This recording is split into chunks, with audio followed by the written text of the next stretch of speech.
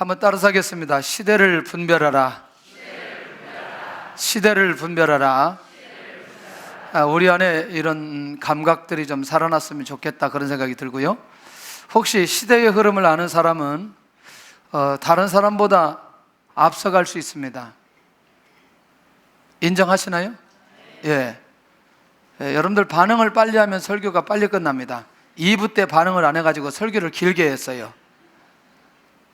두 번째는 정보력. 정보를 가지고 있으면 어때요? 다른 사람보다 빨리 준비할 수 있나요? 굉장히 중요하죠. 요즘에 일기예보 잘 안 맞는다고 또 막 저기 하더라고요. 나는 이 언론이 좀 긍정적인 얘기를 좀 많이 해줬으면 좋겠는데, 긍정적인 얘기 조금만 잘못되면 막 거의 반 죽입니다. 아주 막 너무나 심한 것 같아요. 여러분들 일기예보 참 쉽지 않잖아요, 이게. 예. 그렇지만 또 어떤 사람에게는 절대적이잖아요. 우산 가지고 가야 되는데 안 가지고 가지고 비 쫄쫄이 맞고 이렇게. 여러분들 이게 어떤 국가끼리 정보를 가지고 있다는 건 또 굉장히 놀라운 거죠. 예. 또 하나님의 정보를 우리가 알고 있다는 건 더 놀라운 거 아니겠어요? 하나님의 뜻을 가지고 사는 사람은 철저하게 하나님 중심을 가지고 하나님 중심적 삶을 살아가게 되고, 하나님에게 집중하게 되고, 하나님의 인도를 받게 됩니다. 할렐루야. 어떠세요? 그러니까 그런 면에서 우리가 살아가는 데 있어서 이 하나님의 뜻을 분별하고 살아간다는 건 굉장히 놀라운 비밀이 이 안에 있다는 겁니다. 여러분들 오늘 본문의 내용을 보면서 좀 이런저런 생각 안 들었나요? 왜 갑자기 주님이 이 기후에 관한 얘기를 하실까? 사실 근데 기후에 관한 내용은 본문에 나온 대로 그냥 우리가 정리하면 돼요. 구름이 서쪽에서 일어나면 이때는 어느 때이다? 비가 올 때인데 어떤 비가 온다? 소나기가 온다, 소나기가. 그러니까 비가 오려고 준비하는 상황이 지중해 쪽에서 바람이 불거나 구름이 일어나면 이건 비가 오게 되고 소나기가 온다. 혹시 열왕기상 18장에 기억되나요? 엘리야가 850대 1 싸움 이기고 나서 하나님 앞에 엎드리죠. 엎드린 이유가 뭐예요? 비 주옵소서. 사원한테 물어봅니다. 야, 구름 떴나 봐라. 계속 몇 번 갔다 왔어요? 7번 갔다 오는데 손바닥만한 구름이 일어납니다. 그러니까 엘리야가 뭐라고 말해요? 아하방한테, 왕이여 마차를 갖추고 내려가라. 지금 뭐 온다? 비가 온다. 그러니까 참 이런 면에서 이 이스라엘은 저 지중해 쪽에서 바람이 불거나 또는 구름이 뜨면 비가 오는 상황이다. 이거는 예수님 당시에 있는 사람들이 다 알고 있어요. 다른 건 몰라도 이 내용은 다 알고 있다 말이죠. 그 다음에 남쪽에서 남풍이 불면 이건 뜨거운 바람이구나. 이건 아라비아 광야 방면에서 불어오는 날씨이기 때문에 이런 바람이 불면 이제는 이 온도가 굉장히 높겠구나. 그러니까 미리 예고해 준다는 거죠. 이것도 그렇게 어렵지 않은 내용이에요. 근데 갑자기 주님이 천지의 기상을 얘기하면서 시대의 기상을 분별하도록 도전하고 있다는 거죠. 이게 이제 굉장히 오늘 중요한 거고, 그것이 예수님 시대뿐만 아니라 지금의 시대까지 오늘 좀 왔다 갔다 하면서 우리가 말씀을 좀 나누려고 하는데, 여러분들 이 말씀을 전달하고자 하는 대상이 누구냐? 이게 이제 오늘 중요한 거죠. 특별히 유대인들과 외식하는 자들. 천지의 기상은 분별하지만 시대의 기상은 분별하지 못하는 사람들을 향해서 주님께서 말씀하고 있다는 거죠. 그렇다면 이들에게 있어서 도대체 무엇이 문제이기에 왜 이 시대의 기상에 관한 얘기를 이들에게 주님이 하시느냐라고 하는 부분이었어요. 다시 말하면 기상에 관한 일거예보는 정확하게 알고 있으면서 자신들 가운데 임재하신 메시아가 누구인지를 알지 못하는, 이제 이해가 되나요? 자, 그렇게 일기에 대한 천지의 기상을 그런 정도 아는 사람들이라면 시대의 기상, 하나님께서 지금 어떤 일을 행하시고 자기 앞에 선 분이 누구인지에 대해서도 알 수 있는 것 아니냐는 거죠. 근데 이들이 알고 있다, 모르고 있다? 모르고 있다. 모르고 있는 정도로 끝나는 게 아니라 거부하고 핍박하고 예수님을 죽이기까지 하는 이들의 모습을 오늘 우리가 살펴볼 필요가 있다는 거죠. 오늘 내가 안 서야 되는데 오늘 왜 와 있나 궁금하지요? 교회가 세워지기 전에 홍 목사님이 이렇게 일정을, 스케줄을 잡아놓은 게 있어요. 외국 스케줄을. 그러면 이제 제가 가고 여기는 서야 되는데, 목사님이랑 또 이렇게 그래도 우리 3본 새가난교회가 중요하기 때문에 홍 목사님이 이 자리를 빌 때 제가 이 자리에서 설교하는 게 굉장히 중요하다. 그래가지고 7월달, 8월달은 제가 중국 갔을 때 홍 목사님 한번 설교하시고 그 다음에 제가 다 설교하게 됩니다. 혹시 죄송하지만 여러분들, 홍 목사님은 굉장히 열어주는 말씀을 많이 하시거든요. 근데 저에게 체질화된 분들, 또 만약에 좀 힘든 분들은 일부 예배는 제가 계속 하니까 일부 예배로 오시기를 바랍니다. 할렐루야. 왜 홍 목사님이 와서 하느냐 이런 얘기 하지 말고 일부 예배로 그냥 오세요. 조금 부지런히. 근데 이게 12시에 나오시는 분들이 아침에 8시에 나온다는 건 이건 기적과 같은 일이에요. 쉽지 않아요. 그냥 은혜 받으시기 바랍니다. 자, 그러면 주님께서 말씀하신 이 시대의 기상이 뭐냐면, 여러분들, 메시아 사역을 위한 주님의 기상은 바로 주님께서는 이런 거죠. 최소한도 이들이 누구를 알고 예수님 알고 예수님 믿고 예수님 인정하고, 지금은 예수님이 초림해서 이 복음의 역사와 예수님의 십자가의 죽음의 사역을 완성시키는 것이 오늘 이 시대의 기상이라고 한다면, 이 사실을 누가 알기를 원하느냐? 결국 선민으로 부르심을 받았던 유대인들이 이 비밀을 알기를 원했다는 겁니다. 그럼 우리도 지금 이 내용은 이해할 수 있잖아요. 예수님이 지금 오셔서 무슨 일로, 왜, 또 그리고 이들 앞에 서서 이런 말씀을 하시는지 우리가 지금 그 당시에 안 가봤지만 충분히 이해할 수 있는 부분이라는 거죠. 두 번째, 이 역사적인 관점에서 오늘 이 시대적인 기상이 어떤 결과를 가져다 주는지에 대한 부분을 이해할 필요가 있다. 그게 뭐냐 도대체. 여러분들, 이들이 이 시대적인 기상을 거부해버리고 종교적 외형주의에 빠져서 예수님을 믿지 않고 예수님을 거부한 그 결과가 훗날 이들이 나라를 잃어버리고 수많은 수천 년 세월 속에 고통 속에 결국 그들이 감당해야 하는 상황들이 벌어졌다는 얘기죠. 자, 시대적인 기상을 그들이 판단하지 못하고 그들이 인정하지 못하고 깨어있지 못함으로 인해서 역사적으로 그들이 감당해야 될 내용들은 너무나 많았다는 얘기입니다. 그들은 앞으로 다가올 하나님의 역사, 하나님의 심판을 피하지 못하게 되어졌다.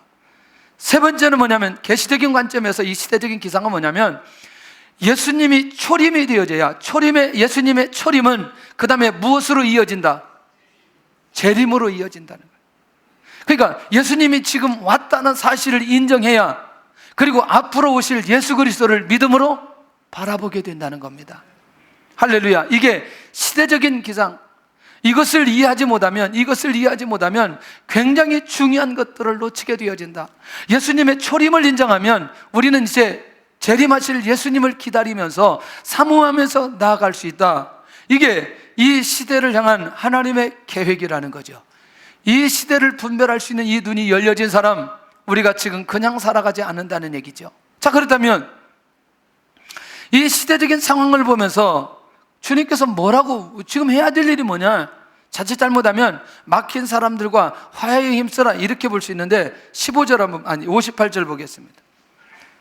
이거를 그냥 보지 말고요, 활자가 튀어나오도록 보지 않으면 이 내용을 이해할 수 없어요. 지금 이 내용이 이해되어져야 지금 우리 안에서 영적인 감각이 살아나고 주변에 있는 사람들에게 영적인 감각이 살아납니다. 시작. 내가 너를 고발하는 자와 함께 법관에게 갈 때에 길에서 화해하기를 힘쓰라. 그가 너를 재판장에게 끌어가고 재판장이 너를 옥졸에게 넘겨주어 옥졸이 옥에 가둘까 염려하라. 굉장히 어려운 얘기예요. 고발하는 자와 법관에 갈 때에 길에서 뭐 하라? 왜? 재판장에 넘겨지면 만약에 형을 받으면 어디까지 갈 수 있다? 옥에까지 갈 수 있다. 그러면 자칫 잘못하면 윤리적인 사람 관계 속에서 화해하는 부분으로 이해할 수 있지만 그게 아니라는 거죠. 이건 뭐냐면 이 대상이 아까 유대인들, 종교주의자, 그 다음에 종교 지도자들이라고 한다면 이들이 하나님의 관계 속에서 먼저 하나님과 화해해야 된다는 거죠. 하나님의 관계가 회복되어야 된다는 얘기입니다. 할렐루야? 그러면 누구를 인정해야 돼요? 그렇습니다. 이게 비밀이었어요. 하나님의 관계를 회복되려면 반드시 누가? 예수 그리스도의 십자가의 죽음, 십자가의 피가 그들 안에서 믿어지고 인정되어져야 하나님의 관계를 회복될 수 있다, 화해되어질 수 있다. 결국 그렇게 된다면 재판장에게 넘겨줄 수 있는 기회를 주지 않게 된다는 겁니다. 맞나요? 하나님과의 관계 속에서 뭐 했기 때문에? 화해했기 때문에. 그러니 하나님의 심판의 법정에 들어가기 전에, 하나님의 심판의 법정에 서기 전에 먼저 해결해야 될 게 있다. 그게 뭐냐면 하나님과 나와의 관계 화해를 먼저 해야만이 심판의 법정에서 결국 누구에게 넘겨주지 않느냐? 옥졸에게 넘겨주지 않는다. 자, 심판 전에 이루어져야 재판장에게 넘겨주지 않기 때문에 지금 하나님과 나와의 관계를 회복하라. 우리말로 쉬운 말로 그냥 뭐 해라? 예수님 믿어라, 그거예요. 우리말로 예수님 믿어라. 그러면 무슨 문제 해결된다? 심판의 문제 해결된다. 재판장에게 절대로 넘겨주지 않는다. 그러니까 이 시대에 가장 먼저 사람들이 무엇이 많았기 때문에, 예수님에 대한 불신이 많았기 때문에 주님께서는 이 천지의 기상과 시대의 기상 두 가지를 같이 말씀하시면서 지금에 있는 이 상황을 여러분들이 이해하지 못한다면 결국에는 재판장에게 넘겨줄 상황들이 벌어질 수 있다. 이것이 해결되어진 자에게는 진정한 자유가 있을 것이다 라는 사실을 주님이 가르쳐 주십니다. 그러면 제가 이렇게 말하면 어때요? 하나님과 화해할 수 있는 시간이 제한적이나요? 아니면 무한대나요? 제한적이죠. 다시 정리할게요. 우리가 살아있을 동안에, 자, 영혼이 우리의 육신에 들어있을 때만 구원받을 수 있다. 할렐루야. 그러면 영혼이 우리의 육신에 떠나버리면 구원받을 수 있는 기회를 놓친다? 안 놓친다? 놓친다. 그러니 영혼이 내 안에 있을 때에 내가 예수님 믿고 구원받고 오늘 하나님의 관계가 회복되어지고 재판장에게 넘겨주지 않는 그런 축복과 은혜를 받을 필요가 있겠다. 전도해야 돼요, 안 해야 돼요? 내 주변에 있는 사람들이 하나님 앞에 돌아와야 돼요, 안 돌아와야 돼요? 그러니까 우리 주님은 이렇게 이 천지의 기상을 얘기하면서 시대적인 기상 얘기를 그들에게 하면서 회복시킬 수밖에 없었다는 얘기죠. 그러니까 반드시 화해하게 하면 그에게는 자유가 있을 거다. 어떤 자유냐? 절대로 이 사람은 재판장에 넘겨지지 않기 때문에 옥에 들어가야 될 이유가 없다는 얘기죠. 결국 예수 그리스도를 믿고 하나님의 관계가 회복된 그 사람은 절대로 죄에 묶이지 않는다. 이 부분에 대해서는 오후에 좀 더 나누도록 하겠습니다. 자, 그런 면에서 오늘 이 부분을 통해서 우리가 놓치지 않아야 될 건, 내가 예수 그리스도를 믿고 구원받아 하나님과 나와의 관계가 문제가 없는 상황 속에 언제든지 유지할 수 있는 힘이 내 안에 있어야 된다. 할렐루야, 할렐루야. 예, 네 번째부터는 이제 졸음이 안 올 거예요. 왜냐하면 지금 이제 얘기를 좀 하려고 해요. 그럼 지금의 언어로 우리가 들려야 된다는 거죠. 자, 우리가 예수님 당시 때만 우리가 본다면 좀 굉장히 먼 얘기처럼 들려져요. 지금의 시대적인 상황을 어떻게 보아야 되느냐는 거죠. 자, 국제적인 것 잠깐만. 제가 정치인은 아니기 때문에 깊게 얘기는 못합니다. 또 깊게 얘기하려면 시간이 많이 필요해요. 그러나 좀 아주 단편적인 것들만 몇 가지만 좀 얘기하려고 합니다. 자, 미국의 패권주의와 중국의 중화정책이 충돌하는 시대에 우리가 살아가고 있습니다. 굉장히 어려운 용어예요. 조금 이따 설명하겠습니다. 자, 결국 뭐냐면 모두 다 자기중심적 정치적인 목적을 가지고 있는 모습 아니에요? 맞지요? 자기의 목적을 위한 거죠. 예? 패권주의에 대해서 이해하면 좀 더 좋을 거예요. 패권주의가 뭐냐? 무력으로 천하를 다져서 자기 아래 복종시키는 거죠. 자, 이게 다 있다고 보는 거죠. 미국과 중국 다 있다고 보는 거죠. 중화사상이 뭐냐? 이거 할 수만 있다면 한문과 유교를 통해서 흡수 통합하는 거. 예, 여러분들 중국에 56개 소수민족 있죠? 예, 제가 깜짝 놀랐어요. 왜 깜짝 놀랐느냐? 한 거의 오래전에, 십몇 년 전에 연길에 갔을 때와 작년에 연길에 갔을 때와 다른 점이 있었어요. 그때는 택시만 딱 타면 아무나 언어가 소통이 됐어요. 근데 그 중간에 제가 한번 갔을 때하고 최근에 보니까 이게 언어가 안 통해. 언어가. 왜? 누가 많이 들어왔어요? 한족들이 많이 들어왔어요. 예. 그리고 지금에는 거기 또 한글로도 써 있고, 그 다음에 중국말로도 써 있고. 결국 여러분들 놀라운 비밀 하나 있어요. 자, 이렇게 가다가 어느 날 갑자기 다 흡수 통합해서 통합을 시키면서 자연스럽게 한 나라로 만들어가는 이 기가 막힌 비밀이 이 안에 있어요. 어떤 사람은 이제 세계 중앙이기 때문에 뭐 이런저런 얘기도 하는데, 이것도 굉장히 놀라운 비밀들이 있어요.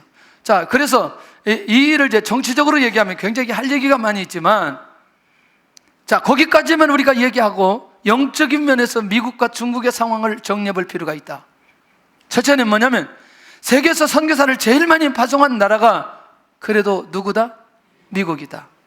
자, 그 다음에 두 번째는 중국 선교에서 선교 중국으로 변화되는 상황 속에 있다. 이 말이 무슨 얘기냐면, 자, 중국이 선교의 대상에서 선교의 주체가 되어서 다른 나라에 선교하려고 준비하고 있고 선교사로 나가고 있다. 몇 년도가 기억이 되지 않아요. 저는 뭐 그 연도수를 별로 기억할 생각이 없고, 저희들이 이제 처음으로 대규모 집회를 하게 되었어요. 중국 지도자들 1,500명을 놓고 집회하게 됐는데, 중국에서 경제적으로 굉장히 시장 경제가 일찍 발달한 도시에 가서 집회를 3일 동안 하는데, 지도자가 저한테 딱 하는 얘기가 무슨 얘기하냐면, 목사님, 이번 집회의 목적은 다른 게 아니고 이슬람의 선교사를 파송하는 그런 집회입니다. 가급적이면 그렇게 방향을 잡아주었으면 좋겠습니다. 그래요. 그러냐고. 알았다고. 그래서 마지막 날 콜링을 했죠. 지금부터 저 이슬람에 가서 선교사로 내가 헌신할 사람들이 있다면 지금 헌신하고 지금 강대상에 올라와라. 그랬더니 50명이 올라오더라고요. 강대상에 50명이 올라오는데, 한 사람이 올라오는데 그 올라오는 그 사람을 가서 쫓아서 내리게 하는 사람이 있는데, 그게 누구였느냐? 남편은 중국분인데 아내는 한국분인 선교사님이 자기 남편이 이슬람 갈까봐 끌어내리고 있더라고요. 사람들만 없다면 한 얘기 좀 하겠지만, 그런데 그 사람이 끝까지 앉아가지고 기도 받는 거죠. 그 50명을 이제 그 강대상에서 이제 기도를 다 해드렸어요. 여러분들, 이게 10년 전 상황인데 지금 이렇게 선교 중국으로 계속해서 변화되어 가고 있다. 선교사님들이 하는 얘기가 앞으로 중국 교회를 통해서 아마 선교할 수 있는 선교비들이 계속해서 일어나게 될 것이다. 이렇게 얘기하고 있어요. 자, 보세요. 정치적인 상황과 영적인 상황이 정치적인 상황으로 계속해서 이런 상황을 흘러가지만, 그 안에 영적인 상황은 영적인 상황대로 하나님께서 일하시고 있는 것을 보게 된다는 거죠. 이 눈이 우리는 같이 열려져서 하나님께서 이 상황 속에서 어떻게 일하시는지 이 시대를 볼 수 있는 눈이 열려져 하나님의 인도 받을 필요가 있다, 그 말이라는 거죠. 할렐루야. 자, 조금 더 다른 나라 얘기도 좀 많이 하고 싶은데, 여러분들 보세요. 어제 여러분들 며칠 전에 지금 독일에서 그 테러 난 거 기억하시나요? 예. 이게 결정적인 문제는 이게 지금 이슬람과 독일, 그러니까 지금 그 한 100만 명 정도 되는데요. 지금 이게 독일에서는 인정하지 않는 거예요. 왜냐면 이슬람 자체를 인정하지 않으니까. 어제도 계속해서 그 방송이 나오던데, 그러니까 이 히잡을 쓰고 다니면 이게 이방인처럼 느껴지고, 이게 관계 속에서 굉장히 악화되기 때문에 이제 프랑스, 독일 계속해서 일어나는 이 부분들이 어떤 부분인지 우리가 좀 봐야 됩니다. 영적으로 깨어있자면 앞으로 이 종교적인 문제는 어느 나라가는 계속해서 일어나게 될 거다. 그러나 그 가운데 하나님의 나라도 지속적으로 확장되어 갈 것이다 라는 사실을 같이 봐야 되는 필요가 있다는 거죠. 아마 대한민국에 살면서 남북관계 얘기하지 않으면 안 되고, 이 시대적인 상황들을 잘 살펴볼 필요가 있다는 거죠. 정치적인 면에서 지켜봐야 될 남북 문제. 여러분, 저는 정치 얘기를 하고 싶지는 않고요. 정치 얘기하려면 한참 많이 해야 돼요. 자, 전쟁 후 66년, 휴전 후 63년, 긴장 속의 남북 관계 어떻게 생각하나요? 그런데 여러분들, 저 북쪽에서는 이 기간 동안에 무엇을 위해서 달려오고 있어요? 전쟁을 위해서 달려오고 있어요. 많은 사람들이 목적은 하나, 오직 앞으로 일어날 전쟁을 위해서 끊임없이 달려오고 있다는 거죠. 이건 조금 이따 정리해서 얘기하겠습니다. 자, 그렇다면 조금 더 이 상황을 영적인 면에서 우리 대한민국에 대한 상황, 이걸 지켜본다면 그게 뭐냐면 남한의 복음화가 휴전 이후에 강력하게 일어난 것 인정하시나요? 50년대, 60년대, 70년대 혹은 80년대 초까지 이 복음화가 강력하게 일어났습니다. 놀라우게도 그때는 이 생명의 복음이 아니면 이 민족이 나아갈 길이 없는 거예요. 36년 동안 일제에서 그렇게 힘들게 어렵게 살아가고 조금 더 해방되는가 싶었더니 이 전쟁통에서 너무나 많은 상처와 아픔과 어려움들이 우리 민족 안에 정말 많이 있었다는 거죠. 그런데 놀랍게도 주님께서 우리 민족을 만나 주셨어요. 회복시켜 주셨어요. 은혜를 베풀어 주셨어요. 비전을 적고 소망을 갖게 만들고 하나님의 인도를 받을 수 있도록 주께서 은혜를 내려주셔서 세계의 10대 교회, 어느 시점에는 세계의 10대 교회가 우리 대한민국에 있을 정도로 그렇게 하나님께서 강력한 복음화를 허락해 주셨다는 거죠. 어떤 생각하나요? 자, 저쪽에는 계속해서 무슨 준비하고 있는데 여기서는 계속해서 뭐 하고 있어요? 복음의 역사가 일어나고 있다는 거죠. 이 긴장 관계 속에서 벌어지는 이 내용을 여러분들 어떻게 보시나요? 어떻게 보시나요? 그러니까 결국 뭐냐면 저 북한도 궁극적으로 누구의 손에 있다? 하나님의 절대 주권 앞에 있다는 것이죠. 자, 그렇다면 우리나라가 이렇게 하면서 세계에서 몇 번째? 두 번째 선교사를 파송하는 나라가 되어지게 되었다. 감격적인 거죠. 감격적인 거. 자, 그 다음에 또 지켜봐야 될 게, 그렇다면 언젠가는 분명히 하나님의 역사로 남북이 통일될 텐데, 통일되고 나서 있었을 때 그 다음에 진행되어지는 일이 도대체 무엇이냐? 그것을 볼 수 있는 이 시대적인 눈이 우리 안에 열려져야 되겠는데, 세계 선교하는 일들이 남북 통일되어지면서 하나님께서 이 일을 진행할 것이다. 저는 확신이 있습니다. 자, 제가 지금 하는 얘기를 잘 들어주셔야 돼요. 20대 초반에 제가 한국에 온 어느 선교사님 집에 갔어요. 외국에서 파송한, 미국에서 오셨어요. 그 집에 딱 갔는데 굉장히 충격을 받았어요. 왜냐하면 한 번도 보지 못했던 카페트가 쫙 깔려있더라고요. 그 다음에 소파가 쫙 있더라고요. 화장실에 갔더니 수세식이야. 전 수세식 그때 처음 봤어요. 본 적이 없어. 수세식을 별로 들어본 적이 없어. 시골에서 재래식만 살다가 갑자기 서울에 올라가지고 그 집에 있다 갔는데 갑자기 눈이 이상해져. 웬만한 교회도 그렇게 수세식이 별로 많지 않았었어요. 오래된 얘기. 그때 조금 생기기도 했나? 그러니까 제가 이런 생각이 드는 거죠. 아, 선교사는 이런 문화 속에 살아야 되는구나. 그런데 시간이 지나가면서 그게 아니라는 생각이 드는 거죠. 여러분들, 선교사가 선교지에 갈 때 가장 힘든 게 뭐냐면, 내가 지금까지 자라왔던 이 환경의 문화를 극복하지 못하면 선교지에 가기 어렵습니다. 두 번째, 선교지에 갈 때 내 음식 문화가, 자랄 때 음식 문화가 바뀌어지지 않으면 절대로 선교지에 갈 수 없어요. 저는 그래서 중국에서 공안들도 전혀 무섭지 않은데 중국 음식이 아주 무서워가지고 견딜 수가 없었어요. 처음에 가가지고 몇 달 동안 음식만 먹으면 설사해가지고 이게 해결이 되지 않아요. 도대체 뭐가 문제일까? 내가 이게 지금 위장이 문제가 있나? 근데요, 제가 몰랐던 거죠. 중국에 가면 여러분들 식당마다 차를 주는데 차를 마셔야 되는데 저는 이 차가 맛이 없다고, 달지 않다고 계속 음료수만 마셔가지고 내 몸에 기름기 있는 많은 음식들이 이 음료수, 청량음료 때문에 이게 해결이 안 되고 그냥 그대로 계속 이게 몇 달 동안 그렇게 산다. 그 누가 중국 음식점 나 못 간다, 안 된다, 나 이게 아주 얼마나 무서워했는지 몰라요. 이게 뭐죠? 내가 자랄 때 이 음식에 익숙해 있지 않다는 얘기예요. 그러니까 이 문화를 내가 벗어낼 수가 없어요. 이게 극복할 수가 없는 거죠, 이 문화가. 지금은요, 우리도 단기 가면 굉장히 재밌게 갈 수 있어요. 그런데 90년대에 우리가 단기 갔을 때 제가 은박지 꼭 가지고 오라고 그래요. 은박지 꼭 가지고 와라. 도대체 은박지를 뭘 하고 저렇게 은박지를 가지고 오냐? 은박지 가지고 오면 굉장히 좋을 거다.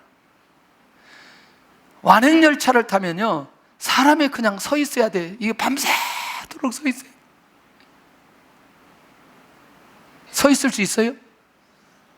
앉아 있어도 밤새도록 앉아 있으면 죽을 지경이에요. 그래서 제가 노하우가 하나 생겼어요. 은박지를 발밑에 깔고 들어가서 자면 된다. 그래서 한국에 주로 공주과들을 데려다가 앉혀놓고 발밑에 들어가서 자라 그래요. 여러분들 5시간은 쫙 견딥니다. 꼿꼿하게 할렐루야. 내가 이거 고상하게 딱 이렇게 하다가 이제 드디어 5시간이 넘어지기 시작하면 죽을 이거 어떻게 그럼 그대로 발밑에 들어가서 자기 시작해. 그래도 그때 당시에 그런 분들은 어느 정도 그런 문화에 익숙했기 때문에 가능했던 거예요. 뭐 그 뒤로 이제 사실 그러지 않는데, 여러분들 지금 무슨 얘기하냐면 앞으로 이 환경적인 문화와 음식 문화가 극복되지 않으면 선교사가 선교지에 가서 살아가는 건 쉽지 않아요. 맞나요? 그러나 저 북한 땅에 오직 몸만 준비하다가, 전쟁만 준비하다가 복음을 받고 사명을 발견하는 순간부터, 이제 그 안에 복음의 불길이 일어나는 순간부터 이들은 어디든지 가기만 하면 돼요. 환경 중요하지 않아요. 음식 중요하지 않아요. 이해되나요? 그런 면에서 하나님께서 일찍이 이들을 준비하고 인도에 가시고 있다라는 사실을 저는 믿음으로 보고 있습니다. 어떻게 생각하시나요? 그런 면에서 우리는 저 영혼들을 놓고, 저 한 영혼들을 놓고 하나님 앞에 기도하면서 애통해야 될 마음을 가질 필요가 있다 이 얘기입니다. 할렐루야. 세 번째, 한국 경제의 이 시대적인 상황들을 한번 살펴보면, 며칠 전에 이제 그 인터넷 들어가 보니까 한국 자동차가 수출이 되지 않아서 굉장히 어려워하더라고요. 어떤 생각이 드나요? 9.11 사태 이후에요, 미국에서 부동산, 은행 뭐 이런 것들이 무너지기 시작하면서, 증권 이런 무너지기 시작하면서 세계 경제가 지속적으로 어려워지고 지금 계속 그런 상황이 벌어집니다. 제가 지금 경제 얘기하고 있어요. 그러나 경제 얘기가 아니라는 걸 기억해야 돼요. 그런데 모든 사람들의 의식은 돈으로 시작해서 돈으로 끝납니다. 맞나요? 안 맞나요? 맞아요, 안 맞아요? 나는 맞다고 하는 사람은 솔직한 사람들이라고 생각해요. 그런데 정작 내가 돈으로 시작했는데 돈으로 끝나는데 결국 내가 가진 돈은 얼마나 있어요? 예? 얼마나 있어요? 김우섭 집사님 돈 얼마나 있어요? 그렇게 열심히 노력하면서 돈 벌려고 저렇게 애쓰다가 머리도 벗겨졌는데 정작 돈 얼마나 있냐고 물어보면 돈이 없어. 또 어떻게 생각하세요? 우리 전체 분위기 아니에요? 우리 민족 전체 분위기, 우리뿐만 아니라 각 나라마다 이런 게 지금 현실적인 문제 아니겠어요? 자, 조금 더 가볼게요. 한국 경제는, 세계 경제는 영혼의 눈을 떠야 열려진다는 거 기억하시기를 바랍니다. 아멘을 그렇게 궁색하게 해서는 안 된다는 거예요. 여기에서 한국 경제는 영혼의 눈을 떠야 열려진다는 거예요. 아까 했어야 돼. 아까 아멘을 아무리 힘들어도 아까 했어야 돼. 그게 다시 한국 경제는 영혼의 눈을 떠야 열려진다. 열려질 것 같아. 이제 막 속에서 얼마나 시원한지 막 그냥 너무나 감사해요. 자, 부동산 자체는 절대로 영혼을 살릴 수 없다. 그러나 부동산을 활용하면 영혼을 살릴 수 있다. 인정하시나요? 그러니 다른 길은 없다는 거죠. 이 부분에 우리가 영혼에 대한 어떤 감각을 가지고 어떻게 인도받아가느냐에 따라서 하나님께서 반드시 그 안에 일하실 것이라는 확신이 있다는 거예요. 며칠 전에 새벽 예배 나온 분들한테 긍휼을 베푼 사람은 하나님의 심판에서 제외된다니까 여러분들 긍휼을 좀 베풀어 주세요. 숙제입니다 했어요. 만약에 숙제하는 사람 내일 아침 새벽 예배 나오지 마라 그랬어요. 나도 물어보기도 미안하기도 하고 자기도 손들기도 귀찮으니까 나오지 마라. 그랬더니 그 다음날 내가 물어봤어요. 어제 숙제 잘했냐고. 그랬더니 거의 95%가 다 잘했대요. 하여튼 안에서도 뭐 잘했다고 그런지는 모르지만 하여튼 다 잘했대요. 그게 굉장히 위로가 되더라고요. 야, 우리 성도들이 숙제를 이렇게 잘하는구나.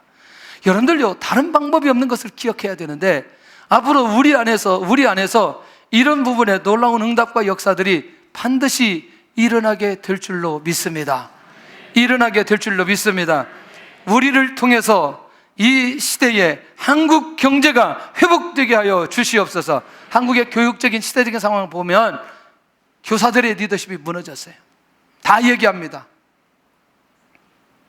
그래서 그런지 이제는 사명감을 가지고 일하는 교사가 필요합니다. 여러분들 최소한도 아이들을 가르치려면 학교에서 공부할 때 상위 5% 안에 들어야 돼요. 조금 더 길게 하면 7% 안에 들어야 교사 될 수 있어요. 맞아요? 맞아요, 안 맞아요? 맞아요. 그러니까 대부분 뭘 잘하는 사람은, 공부 잘하는 사람은 웬만하면 다 사대 가서, 사범대 가서, 또 교육대 가서 아이들을 가르치게 되어지는데, 문제는 그게 직업적인 의식 속에 가는 것보다는 사명감을 가지고 가는 교사들이 많이 일어나야 된다는 얘기죠. 그리고 다음의 세대를 준비하는 교사가 일어나야 결국 그 안에서 귀한 영혼들이 살아나게 되는데, 결국 더 중요한 건 영적인 교사들이 일어날 때에 사람들이 세워지기 때문에 영적인 교사들이 일어나야 된다. 이 시대를 볼 수 있는 눈,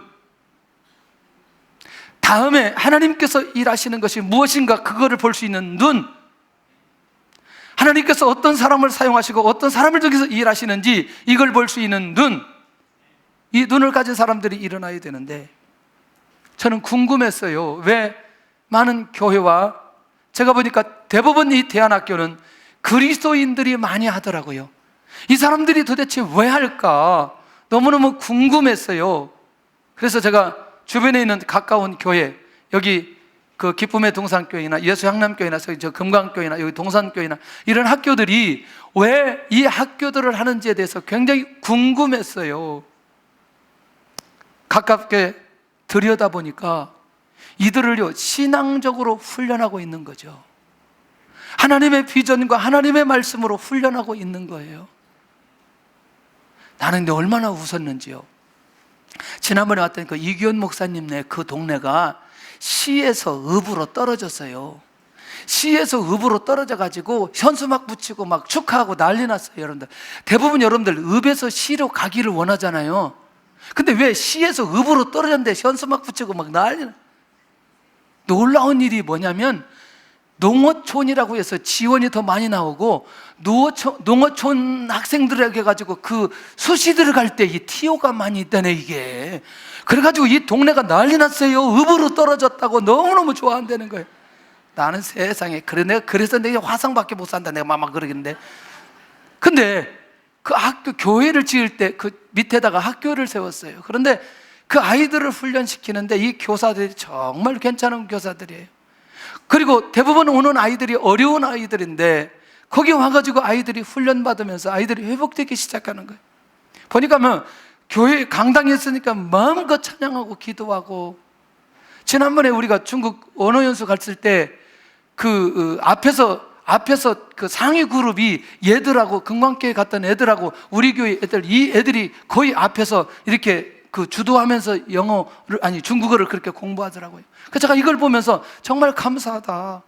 이런 학교들이 계속해서 일어나고 있는데, 그래서 지난번에 마민호 교수님이 그런 얘기하는 거죠. 우리 안동대에서는 그 대안학교 아이들을 위해서 문을 열어놨다. 그 무슨 얘기예요?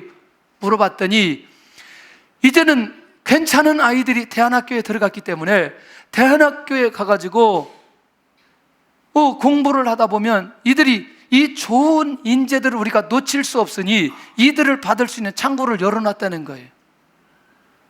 여러분들, 우리가 이 시대에 교사의 리더십이 무너졌다고, 학교 교육이 무너졌다고 절망할 때가 아니고, 하나님의 사람들을 일으킬 수 있는 그 틀, 그 공간, 하나님의 기회, 이것들이 곳곳마다 있다는 사실을 놓치지 않아야 된다는 거죠. 아멘을 별로 안 하는데, 그래서 이제 기도를 계속하고 있죠. 하나님, 우리는 뭐 아직 학교를 할 수 있는 상황은 아니지만 그 3층에 정말 그 우리 아이들, 지금 계속 자라는 아이들, 영아, 유치부 이런 아이들을 할 수만 있다면 어렸을 때 인물되도록 하나님 역사해 주시옵소서. 할렐루야. 그 대표적인 인물이 우리 그 선교원 출신, 우리 교회 선교원 출신 민진이가 그 대표적인 인물 아니에요. 그 어렸을 때 그 훈련을 잘 받아가지고 지금 그 영향이 지금 나타나는 것 같아요. 지금 나는 이런 아이들이 이미 어렸을 때 이미 이루어져야 되겠다. 이게 지금 이 시대를 볼 수 있는 눈이 열려져야 되는데, 그렇게 하려고 하니까 무슨 문제가 있냐면, 이게 만약에 선교를 하게 되면 주변에 있는 그 유치원들이나 어린이집에서 이게 굉장히 어렵다는 거죠. 왜냐하면 본인들은 이거 뭐하고 직결되니까, 수입하고 직결되니까.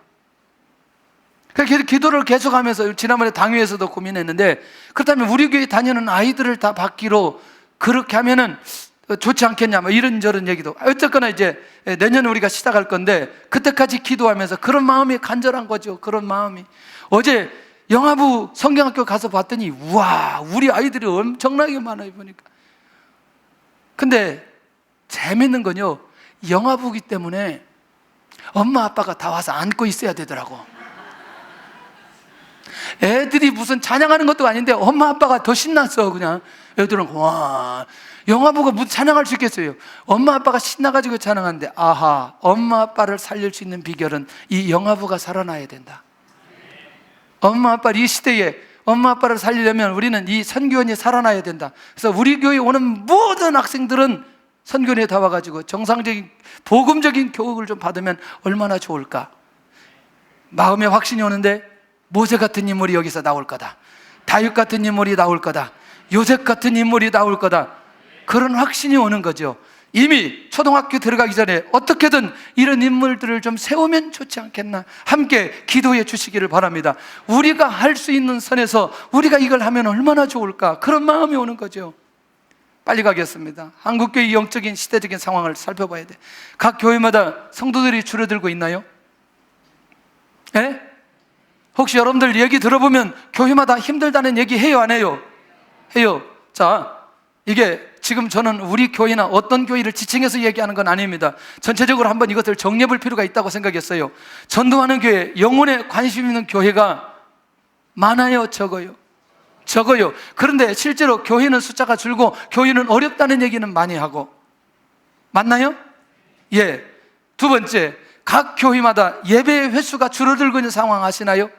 모든 사람들을 바쁘게 만들고 형식적인 예배로 가게 만드는 거. 그래도 그 예배도 누구를 위해서 예배를? 나를 위해서 예배드리잖아. 에? 나의 기쁨을 위해서 예배드리는 거야. 그러니까 횟수가 줄어드니까 당연히 하나님을 만날 수 있는 기회가 줄어드는 거죠. 어떻게 생각하나요? 저는 아침 저녁으로 교회에 와서 자리를 지키고 기도하면서 찬양하고 이렇게 나가는 모습들 정말 감사해요. 그리고 주일날도 그래도 안 빠지고 나오는 성도들 얼마나 감사한지 몰라요. 이렇게 무더운 여름철에 감사하다니까 제가 감사해요. 여러분들 예배의 횟수를 줄이시지 않기를 바랍니다. 할렐루야. 세 번째, 각 교회마다 경제적인 문제로 힘들어합니다.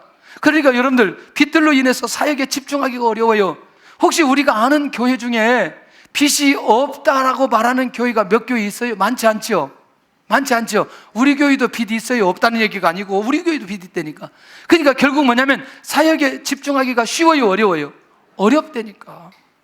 이 시대적인 상황들을 살펴볼 필요가 있고, 네 번째, 개인적인 영적인 리더십보다 세속적인 영적인 리더십이 교회 안에 강화되어 가고 있다니까요. 맞나요? 하나님의 인도받고 하나님 앞에 기도하고 하나님의 뜻을 놓고 고민하는 그런 사람들의 리더십이 약화되어 가고 있다는 거죠. 이게 이 시대가 지금 교회 안에서 이런 부분들이 일어나고 있다는 거죠. 영적인 공동체에 세상적인 리더십이 강화되어 가고 있는 이 상황들. 자, 한 번 더 가서 다섯 번째, 기도와 전도의 동력이 떨어져 위기 속에 있는데, 이 말이 뭐냐면 기도와 전도하는 시간보다 다른 곳에 시간을 낭비하는 게 더 많이 있는 거죠. 우리는요, 제가 뭐 좀 하자 그러면 뭐 때문에 안 되고, 뭐 신방해서 안 되고, 기도하고 뭐 전도해서 안 되고, 뭐 안 되고, 양육해서 안 되고, 우리는 뭐 제가 뭐 얘기해도 이게 안 돼. 이게 나보다 더 바빠. 우리 성도들 나보다 더 바빠. 우리 교구장님들이나 순장님들이나 사역자들 나보다 훨씬 더 바빠. 그래서 시간 한번 조율하려면 작년하고 올해하고 굉장히 힘들어. 한참 뭐 시간 되니 안 되니 막. 왜죠? 난 정말 감사한 거죠. 영혼 때문에 공동체를 세우기 위해서 하나님 앞에 애를 쓰는 모습을 보면 정말 감사하다. 죄송하지만 기도와 전도하는 시간보다 다른 곳에 시간을 낭비하지는 않는지 생각해 볼 필요가 있다는 얘기죠. 할렐루야. 주의 일 하는 데는 굉장히 힘들어 하다가도 여행만 간다면 갑자기 눈이 동그래지고 살아나는 사람들이 있어요. 할렐루야. 그래요, 안 그래요? 기도하고 전도하자 그러면 바쁘다고 하면서 고수톱치다 그러면 시간을 다 적여놓고 그 자리에다가 앉아가지고 밤새도록 고수톱쳐도 눈 하나 까딱하지 않고. 할렐루야. 있어요, 없어요? 이때니까 재밌어요. 신기해요. 그게 재밌으니까. 그러니까 여러분들 기도와 전도하는 시간 놓치지 않기를 바랍니다. 할렐루야. 나중에 그렇게 가다 보면 나중에 어떻게 되느냐? 위기 속에 들어가게 된다는 거죠. 자, 여섯 번째는 뭐냐면 하나님의 음성을 듣기를 원하지 않고 하나님의 음성을 듣는 통로가 막혀버리는 거예요. 사교구가 이제 같이 저하고 이제 그 서울에 가서 식사하고 오는데 그 식당에 한 분을 만났어요. 이분 대화가 좀 예사롭잖아요. 그 봤더니 막 그 정치인들을 막 자기가 마음대로 뭐 이름 막 부르고 막 그러더라고. 그래서 뭐 좀 그런가 보다. 이제 혹시 사장님이세요? 그랬더니 사장님이래요. 근데 이분 자기 얘기를 하는데 지나간 대통령 중에 한 분을 세우는데 이분이 올인을 했더라고요. 참고로 이 식당에는 하루에 3,000명에서 4,000명 옵니다. 16,000원 딱 잘라서 4,000명 얼마? 생각해야지. 계산 막 해야지 지금. 자, 16,000원 4,000명 한 6,500만 원 돼요? 하루에. 내가 딱 정리해보니까 3분의 1 빼고 3분의 2는 남을 것 같아. 닭 해봐요. 그거 얼마나 해요? 닭 해봐요.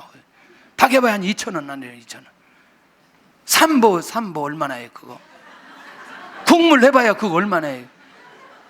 많이 하면 뭐 원가 한 5,000원, 3,000원, 나머지 다 남는 거지, 인건비랑. 누가 5억을 들고 와가지고 이거 체인점 하자고 얘기하는데 안 한다는 거죠. 그런데 이분이 제가 이제 명함을 딱 대니까, 목사님, 교회가 사회에 좋은 일 좀 하세요. 그 다음 말이 중요했어요. 이분이 이런 말을 하더라고요. 제가 그렇게 대통령을 세우고 나니까 중요한 자리에 갈 수 있었지만 자기는 제자리로 왔습니다. 어디로? 음식점, 식당 하는 자리로 왔습니다. 저는 이 말이 굉장히 중요하게 들리더라고요. 하나님, 내 삶 속에 아무리 화려한 하나님의 역사와 사람에게 인정받을 수 있는 그런 부분이 있다 할지라도 내가 하나님께서 원하는 자리에 있게 하여 주옵소서. 나는 그게 불신자지만 하나님의 음성처럼 들리는 거예요. 그 말이. 여러분들, 우리는 여러 경로를 통해서 하나님의 음성을 들을 수 있다고 생각합니다. 하나님의 말씀을 듣고 순종하는 훈련이 우리 안에 약화되어 가고 있다. 할렐루야. 일곱 번째는 한국교회의 영적인 시대적인 상황이 목회자의 영적인 리더십이 약화되어 가고 있는 상황이라는 거죠. 자, 목사의 영적 권위를 인정하지 않음으로 인한 교회 안의 무질서. 자, 이제 제가 이렇게 설명할게요. 자, 많은 인터넷 또는 언론에서 한 목회자가 실수하거나 도덕적으로, 윤리적으로 또 경제적으로 문제가 있으면 그걸 딱 드러냅니다. 그리고 마치 전체에 있는 교회들이, 목회자들이 그렇게 되는 것처럼 이제 계속해서 얘기하다 보니, 자, 그것을 보는 목회자들과 교회와 성도들이 볼 때, 우리 목사도 그럴 가능성이 있기 때문에 잘 지켜봐야 돼. 그래야 해. 우리도 그런 마음 들어야 안 들어야 돼. 그래서 약간만 어떤 상황들이 벌어지면, 우리 목사님도 그럴 것 같아. 이런 거죠. 처음에 교회를 개척했는데 신뢰를 하지 않아요. 저를 어떤 분이라고 얘기는 제가 얘기할 수는 없고. 근데 어떤 얘기를 들었냐면, 이분이 다른 데 가서 제가 중국에서 사역했던 얘기를 들었는데 제가 재정을 마음대로 썼다고 그런 얘기를 들은 거예요. 나중에 이제 어떤 상황들이 벌어졌냐면, 그러면서 제가 어떤 얘기를 할 수 있는 상황들이 벌어졌어요. 여기 그때 우리 다 여기 증인들이 있기 때문에. 자, 선교부 선교부에서 맡아서 하고, 재정부 재정부에서 맡아서 하고, 제가 뭐냐면 선교사님들만 이 인터넷으로, 이게 송금이 안 되니까 개별적으로 집집마다 이걸 갖다 드렸어요. 이런 것들이 다였어요. 나중에 이제 그 사실을 알았어요. 그 사실을 알고 이제 이분이 신뢰하기 시작하는 거죠. 왜냐하면 그때 그런 얘기들이 중국에서 굉장히 많이 돌았기 때문에. 여러분들, 우리도 모르게 목회자들에 대한 얘기들이 결국 영적 권위를 떨어뜨리게 만들면서 교회 안에 이제 영적인 무질서가 일어나면서 성도들과 교회가 하나 되지 못하도록, 그러면서 교회의 영적 기능을 약화시켜버리는, 보이지 않는 영적 세력을 볼 수 있는 눈이 있어야 된다는, 이해되나요? 저는 이렇게 생각해요. 만약에 그런 부분들이 있다면 내가 기도함으로 우리 교회의 목사님들이 영적으로 깨어서 하나님 앞에 충성하게 하여 주옵소서. 내가 오히려 기도의 사명자로 섰을 때에 그 교회의 목회자의 영적인 리더십은 세워지고 교회가 영적으로 하나님의 인도 받아갈 수 있다. 할렐루야. 이것이 꼭 우리 교회의 문제가 아니라 계속해서 이런 상황들이 벌어지고 있는 것을 보게 된다는 거죠. 자, 그렇다면 우리가 한국 교회 안에서 주께서 역사해 주셔서 이 회복이 일어나야 되는데, 마지막은 뭐냐면 어떻게 문제를 해결해야 되나? 이제 이 대안이 있어야 된다는 거예요. 첫째, 하나님께로 돌아오면 해결된다는 거죠. 자, 누구에게로 돌아오면? 하나님께로 돌아오면. 자, 하나님의 말씀을 읽고 묵상하는 것으로 돌아와야 된다. 다시 좀, 자, 이 얘기를 하고 그 다음 이걸 정리를 해야 돼요. 여러분들, 사사시대나 사무엘 시대나 다윗 시대에 전쟁에 승리했을 때는 어느 때에 했어요? 백성들이 누구한테 돌아왔을 때? 하나님께 돌아왔을 때. 할렐루야. 다시, 그럼 우리의 언어로 한번 바꿔봅니다. 잠깐, 이 시대에 풀려지지 않는 수많은 영적인 문제와 해결되지 않는 부분들이 있을 때에 우리가 누구에게로 돌아온다면? 하나님께로 돌아온다면, 시대를 막론하고 영적 전쟁에, 실제적인 전쟁에 승리케 했던 하나님께서 반드시 그 사람과 그 공동체에 응답으로 역사해 주실 것이다. 아멘. 두 번째, 하나님께 경배하는 삶으로 돌아와야 된다는 거죠. 자, 그러면 이렇게 말하면 어때요? 우상 숭배가 지배할 때에 하나님의 징계가 일어났나요? 맞지요? 그러면 예배가 회복될 때에 하나님께서 일하기 시작했나요? 그런 면에서 하나님, 내가 하나님 앞에 경배하는 삶으로 돌아와 하나님의 영광을 위해서 내가 살아가는 모습으로 내가 깨어있게 하여 주시옵소서.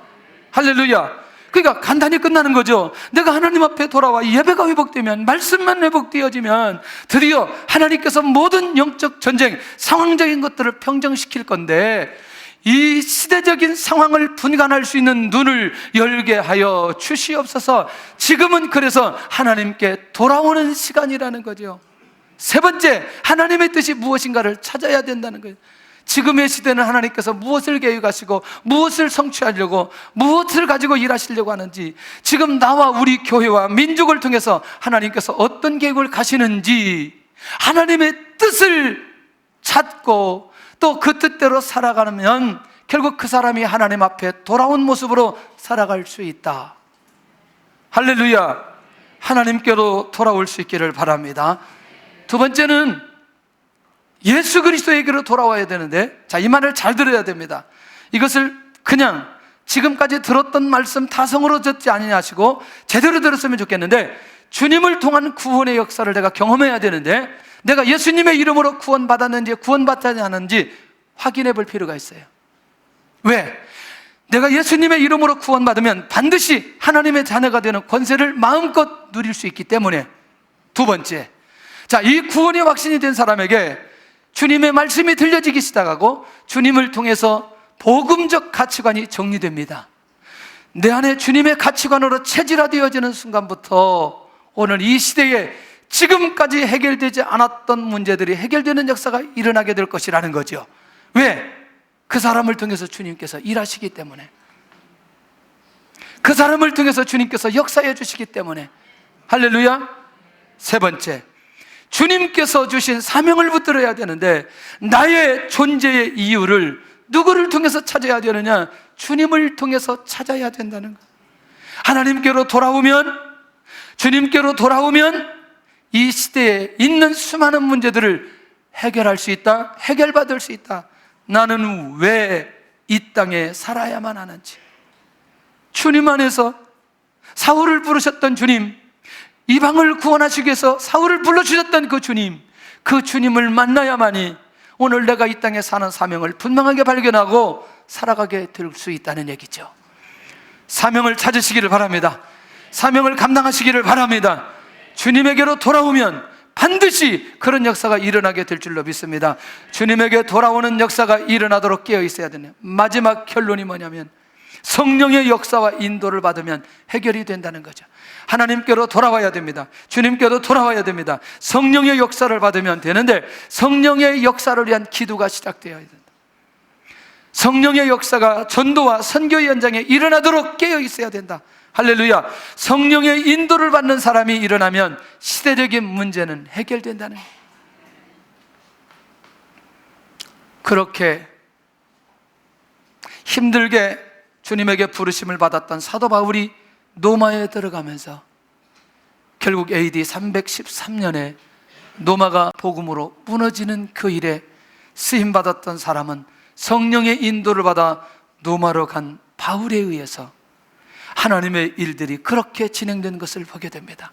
난 우리 모든 성도들이 이 시대를 분간할 수 있는 눈을 가질 수 있기를 바랍니다. 혹 우리 안에 문제점이 보인다면 내가 하나님께로 돌아오고 내가 주님께로 돌아오고 내가 성령의 인도를 받으면 그 모든 문제들이 그 안에서 해결된다는 확신이 우리 안에 있기를 예수님의 이름으로 축원합니다.